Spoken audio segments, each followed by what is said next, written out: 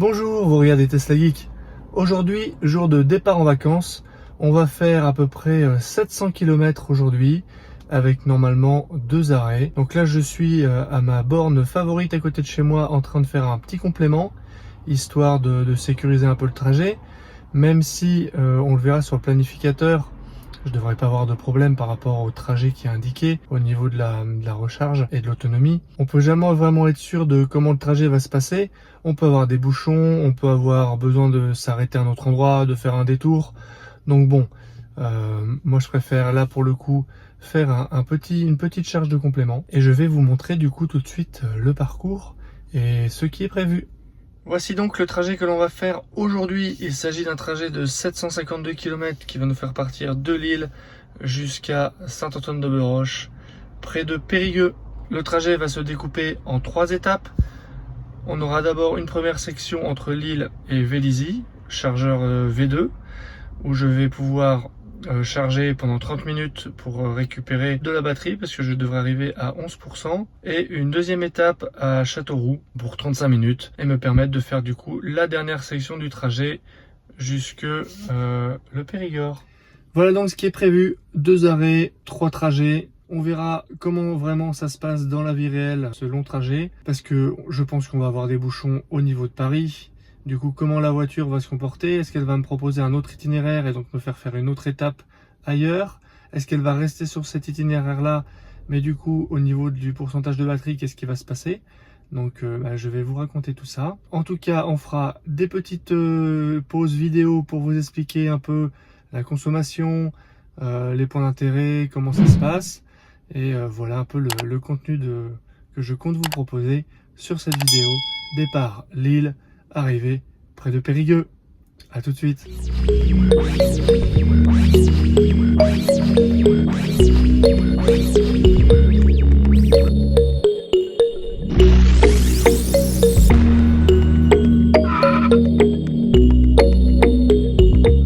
Et donc premier arrêt, nous voilà donc au superchargeur de Vélizy 2. On a parcouru 237 km en 2h17 et une consommation de 172 Wh au kilomètre. En termes de trafic, c'était assez dégagé. Un petit peu de monde forcément au niveau de Paris, mais aucun bouchon, quelques petits ralentissements. Enfin, pas vraiment ralentissement, on a ralenti un petit peu, mais on n'a jamais été à l'arrêt. Il n'y a jamais eu vraiment de gros coups de frein. Donc c'était vraiment bien passé. Et donc maintenant on va faire une petite charge avant de repartir pour prendre la route. Voilà, superchargeur V3, on y va, on branche.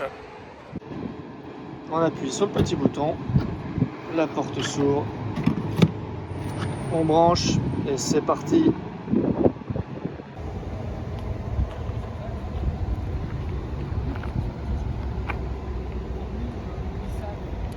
Nous avons pris la route un samedi et le superchargeur de Vélizy a été très fréquenté, mais jamais plein. La recharge est très rapide. Prévenu de la fin de charge par l'application Tesla, je suis allé libérer la place. Si vous avez prévu des sandwichs, il y a ce petit espace avec des bancs et des tables. Sinon, à l'étage du centre commercial, il y a un grand espace avec de nombreux restaurants. Ces Néerlandais qui découvrent la supercharge d'un Model X sur un superchargeur V3, qui ne propose que du CCS, ont fini par trouver l'adaptateur dans le Frunk. Ouf! 2 hours later. La pause a été plus longue pour nous et notre petit garçon que pour la voiture. À peine 25 minutes de charge et 2 heures pour nous. Donc maintenant nous allons reprendre la route. Voilà, on est à 88% de batterie. La prochaine étape va être Châteauroux. On nous promet une arrêt de 30 minutes à 18%. Et donc il nous reste 517 km à faire et 5h15 de route. C'est parti!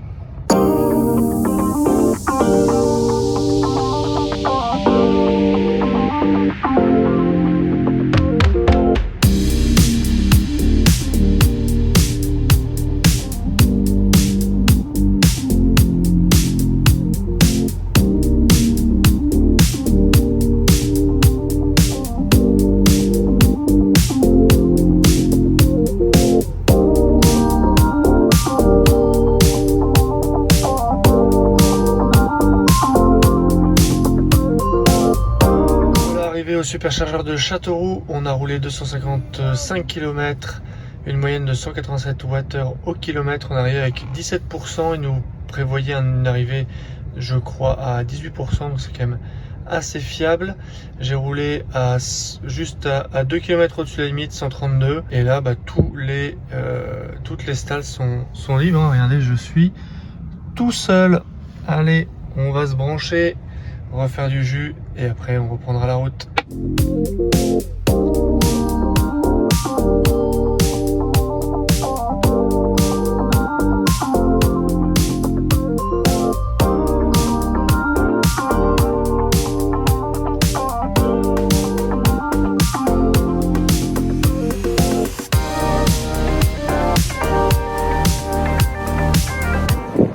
Ici on est sur un superchargeur V2, donc ça charge à 150 kW maxi. Là vous venez le voir, je plafonnais à 130. Je suis tout seul, ma batterie est logiquement chaude. Bon ce sera 130 aujourd'hui au lieu de 150. Le seuil de Châteauroux se trouve le long de l'aéroport sur le parking d'un hôtel-restaurant où nous avons pris un café et un jus de fruits en terrasse. Personnel et gérant accueillant et chaleureux. Petite pause qui n'était pas prévue, on paye maintenant le retard qu'on a pris à l'arrêt de Vélizy où on avait resté 2 heures pour manger, puisque maintenant il est 8h, 8h15 et donc mon fils va commencer à avoir faim, donc on a fait un arrêt qui n'était pas prévu au superchargeur de Limoges pour faire du coup un petit complément de charge et profiter de la pause. On a donc parcouru 126 km à une moyenne de 198 Wh par kilomètre. On est arrivé avec 52%, on est parti avec 90 et du coup on va brancher un petit peu le temps de manger. À nouveau seul au superchargeur. Et voilà, nous sommes arrivés à la dernière étape, 141 km, une consommation de 172 et on est arrivé à 53%. Alors l'ordinateur de bord nous disait 56, finalement il était un petit peu moins fiable ici. Voilà, allez on va décharger. The next day. Petit arrêt au superchargeur V3 de Périgueux pour prendre un peu de jus. Là je suis tout seul, il y a une modèle 3 qui vient de partir. Et là-bas, je vais vous montrer, il y a un Allemand qui a eu un petit souci. On va voir ça tout de suite. Une jolie modèle 3 Performance version chrome avec un bon pneu crevé. J'espère pour lui que ça pourra être vite réparé.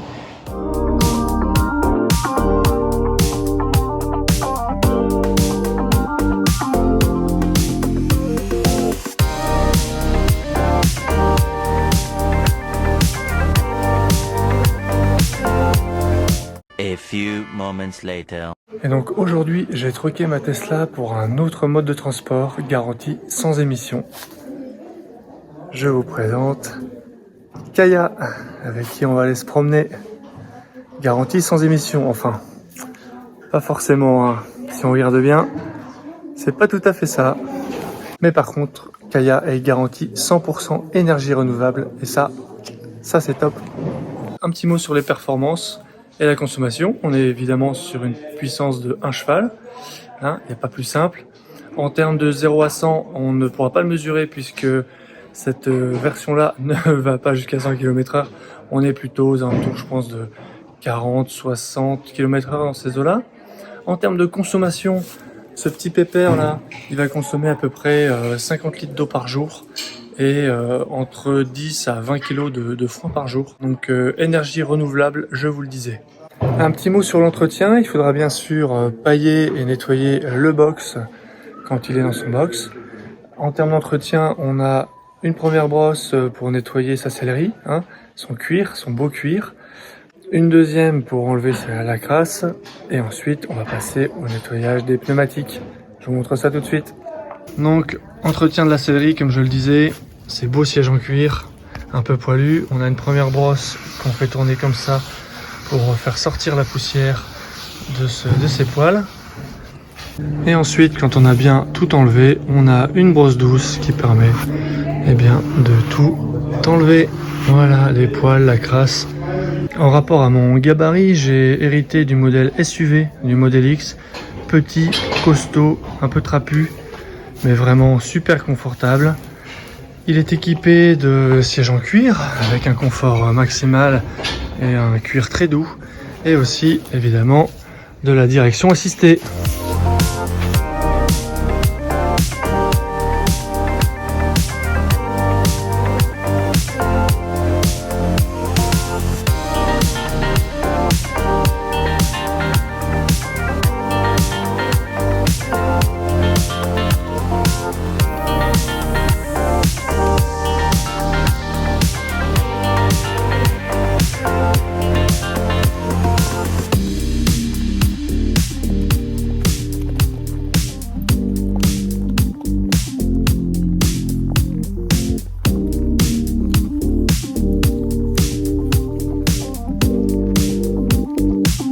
promenade à cheval dans les bois et sur les chemins en mode off-road. Garantie 100% énergie renouvelable que j'ai pu réaliser ici au centre cheval poney à Saint-Antoine-d'Auberoche. Je vous mettrai bien sûr en description de la vidéo un lien pour vous permettre de voir où ça se trouve. Et si vous faites un tour au Périgord, près de Périgueux, vous pourrez y aller.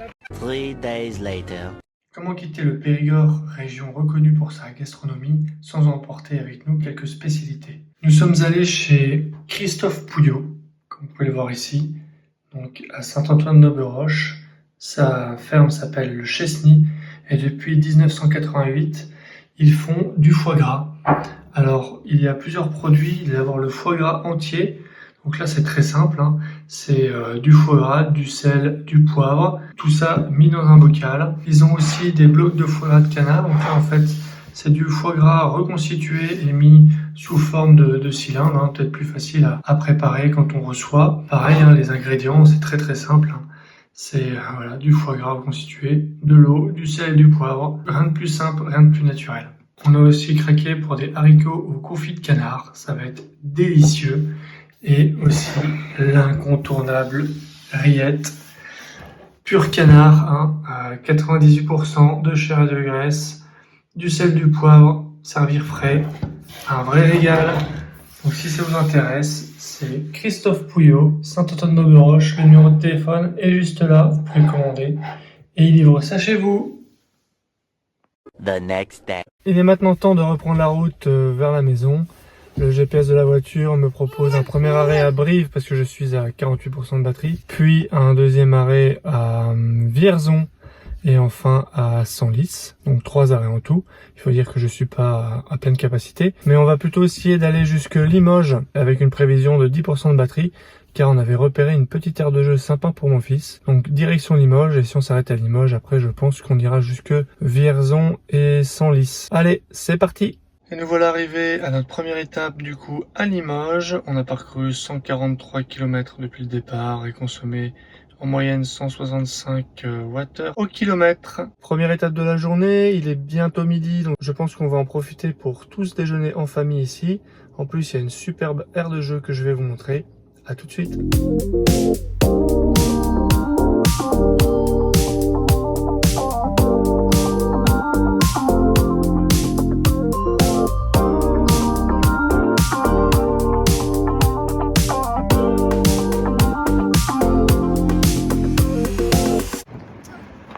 Novotel de Limoges, on voit qu'il y a de la place, hein. On est garé 1 sur 2, tout va bien, l'hôtel, le Novotel est juste là, on aperçoit la piscine.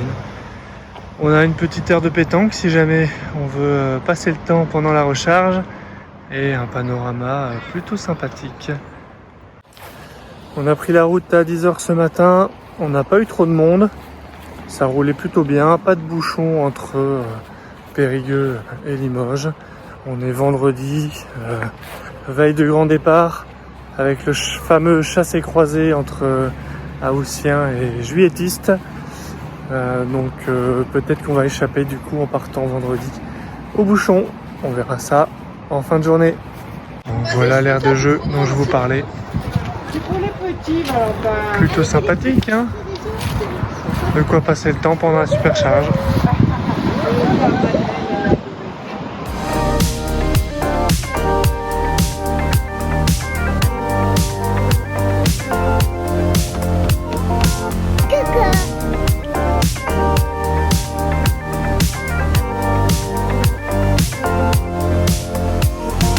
Alors on a bien roulé, on n'a pas eu trop de bouchons. Finalement j'ai poussé jusqu'à Orléans. Donc on a fait 267 km et une conso de 163 Wh au kilomètre qui a pas trop fluctué pendant le trajet. Donc là le soc de Orléans il est sur le parking d'un hôtel Ibis. On va aller se délier un peu les jambes et je vais brancher la voiture. À tout à l'heure.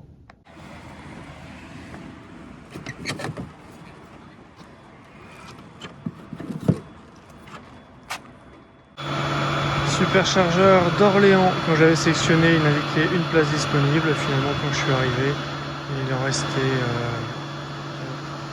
6 places disponibles et en fait temporairement pendant les vacances ils ont ajouté cette petite installation avec 4 places de recharge temporaire. On voit que c'est temporaire puisque c'était posé directement sur les places du parking avec des petits passe-câbles là. Et tout ça qui passe directement ici dans le gros transformateur. Voilà, donc on dirait que Tesla sait s'adapter au jour de grand départ et faire progresser son réseau en mode agile.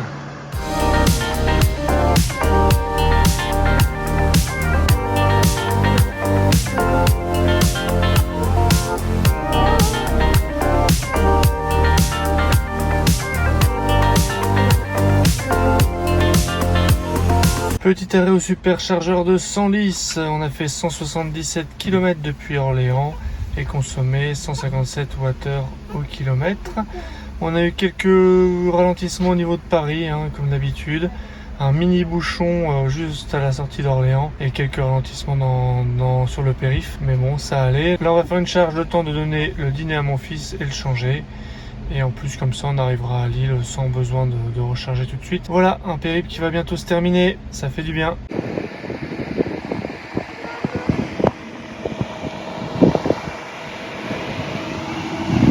Et voilà, retour à la maison après une dernière pause assez longue pour reprendre des forces et dîner. Donc le dernier tronçon depuis Senlis, 176 km. 175 Wh par kilomètre. Je vais vous préparer un petit tableau récap des consommations moyennes. Petit récap de l'aller. 760 km parcourus, 3 arrêts pour nous, mais 2 suffisaient pour la voiture. Une conso moyenne de 180 Wh par kilomètre. Au retour, 755 km, avec 3 arrêts obligatoires car je suis parti avec la batterie à moitié vide. J'ai quand même réussi à pousser jusqu'à Orléans au lieu de Vierzon. Une conso moyenne de 164 Wh par kilomètre. 1500 km et une semaine de vacances, c'est aussi de la saleté, comme vous le voyez ici, au niveau des sièges, au niveau des tapis, au niveau aussi des bas de porte. On a des enfants qui sont montés à l'arrière de la voiture, il y a donc des traces de pieds un peu partout.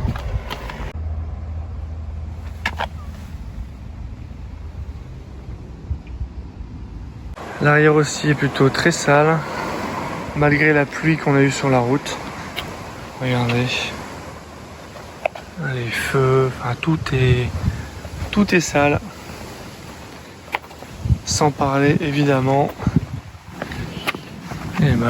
de tout ce qui est moustiques et mouches qu'on a pu avoir sur la route.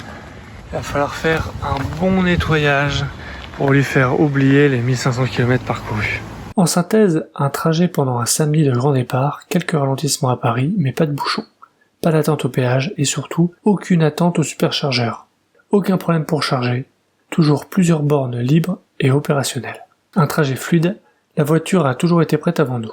Il faut dire que voyager avec un enfant de 2 ans, ça nécessite des pauses assez longues. Un trajet qui, même s'il est long, n'est pas fatigant. Une super expérience que je vais bientôt renouveler, mais sans enfant. J'espère que la vidéo vous a plu, j'ai essayé de vous montrer l'état des superchargeurs et quelques bons plans autour. Depuis, j'ai lavé la voiture et elle est prête pour de nouvelles aventures. À bientôt pour une prochaine vidéo. Si tu as aimé cette vidéo ou que tu veux soutenir la chaîne, mets un like. Tu peux t'abonner pour recevoir les notifications de mes prochaines vidéos et aider la chaîne à être mieux référencée. N'hésite pas à donner ton avis en commentaire. À bientôt!